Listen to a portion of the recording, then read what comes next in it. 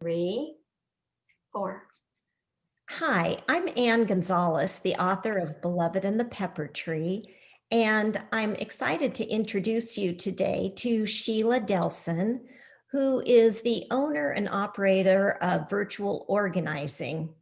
And she's also a grandparent who was incredibly inspired by Beloved and the Pepper Tree in how to have new and connective conversations with her grandchildren. So, Sheila, welcome. I'm so glad to have you here. Thank you, Anne. It's great to be here again. Um, yeah, the connection piece is pretty big. Yes. Well, you were mentioning that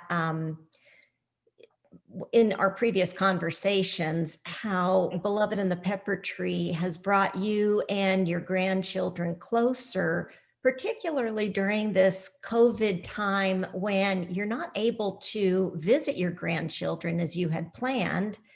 And instead, you find yourself on Zoom. It's a little trickier to establish connectivity with your Mm. grandchildren, but you figured out how to do it. And I'd love to hear what you found, how that's worked. Well, sure. So, just a little again ramp up is that I've been separated from my grandchildren. So many of us are separated from our grandchildren right now. For me, it's distance, but it doesn't even matter with COVID going on. There is not just uh, physical distance, it's the COVID distance. It's like almost a new term anymore. So, how do we stay connected with our own beloveds and our own little grandchildren? Particularly for me, that was my biggest connection concern.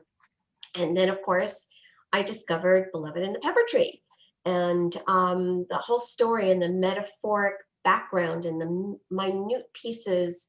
There's so many interconnected pieces in the Beloved in the Pepper Tree story. So, as far as what I really found reading the book with the children, and making connective stories and conversations. It created this deeper dive of a conversation we had in common. Um, Pepper Tree had to move away from her beloved tree, Pepper Tree. So, I had to move away from my beloved children. But what has happened in the times that we have spent together is their deeper understanding that they're missing me as well. When I first announced to them that I was moving away, this was way before COVID hit, they experienced similar emotions that I think Beloved did, in that she was going to have to leave behind her her beautiful beloved pepper tree, who had Mhm. become her best friend in the whole wide world. And it was scary for her. She was frightened and upset. And in sort of a flip, it was me, their grandma, moving away from them. Still the emotion. What is this separation all about? What's it going to mean? What's it going to look like? What does it mean to me in my world? And children are always trying to feel about what's going on. What is the world? Trying to make sense of the world they're living in. So I wanted to find a way, and it struggled with it in the beginning, but then along came Beloved in the Pepper Tree book, and the connectivity with regards to the metaphoric pieces were so profound to me. And I was able to actually use the book and now also the wisdom cards to continue a conversation with them, a foundation that we all have in common, but it opens up a broader conversation, not just about Beloved and the Pepper Tree, but how all of those connective pieces and all the metaphors can work into our daily lives as well. So I like to think about Beloved and the Pepper Tree, and with the introduction of using the wisdom cards as sort of like a connective catalyst, the catalyst that sort of creates that transformation in what looks like raw material into something that has a greater, deeper meaning. And to me, the whole thing was about creating deeper meanings and deeper conversations with my grandkids. So the wisdom cards we created as I borrow your term, a creative catalyst for to the book. And it's used there, each one has a different character or element from the story, along with an explanation of what that animal or character represents, and then an action that a child can take to sort of relate to themselves this quality that they too embody. And finally, a little mantra or saying that they can say to themselves throughout the day or week to reinforce that. How have you used the wisdom cards with your grandchildren? Yeah, I think it opens up the another conversation. Understanding the foundation still is Beloved in the Pepper Tree, but now we're going into an expanded idea of thought. So the in comes the wisdom cards, right? So each one of the wisdom cards talks about a particular character in the book, and sometimes we talk about all the little animals that were around them, and what, again, like you said, Anne, what they represent. Mhm. So I love the representation piece because each one of them creates a different kind of thinking for each of the children. So I can ask, we pull out, actually, I have them go to their little stack and let them pull out one. And each child takes a turn. So read me yours and read me yours. And then we try to go into conversation. The interesting thing is, I don't have an expectation of any, heavy um, light bulbs going off, excited ideas. Oh, and this, but I don't expect that. But what it does is, again, it creates those seeds, it plants the seeds. And we will always come back and have an opportunity to full circle, go back to it again when they've had more time for the seeds that we drop in those conversations to Mhm. sort of, take sprout, so to speak. So when we come back to them again another time, they've had time to integrate and to think a little bit more about those conversations.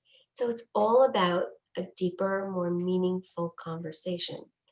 And Mhm. that's been awesome. I mean, and we're talking about little children, and I've only been doing this with them for a short time. So I'm seeing the ability for this to grow with them, even probably even into their early teenage years, just because we can still perpetuate the conversation. I'm not saying it's the only thing we ever talk about when we meet, but at least we've got this foundation.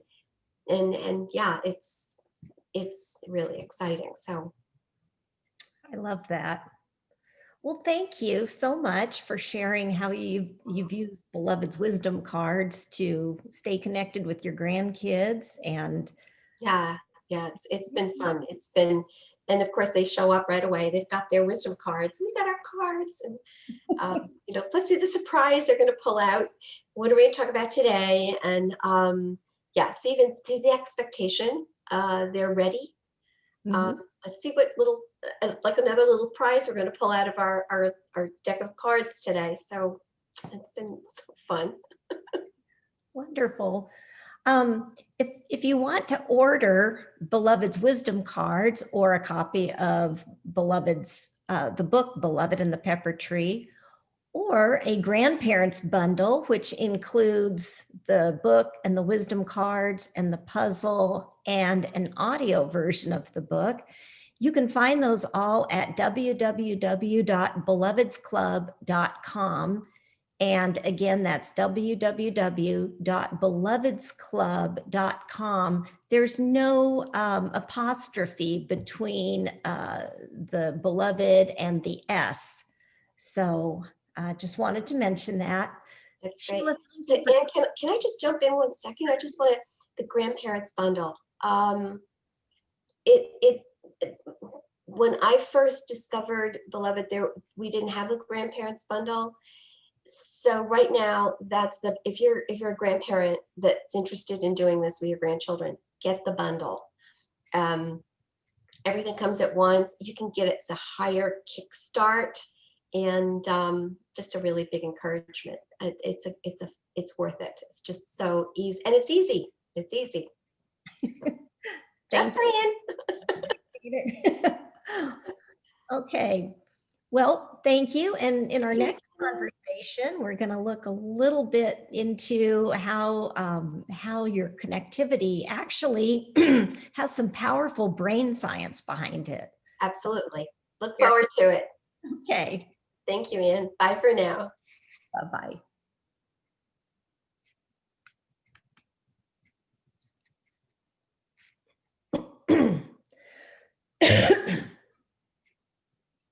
When I started, oops. No, we were done. I'm seeing a notification here. Yes, receiving an email notification. Oh, good. Yes.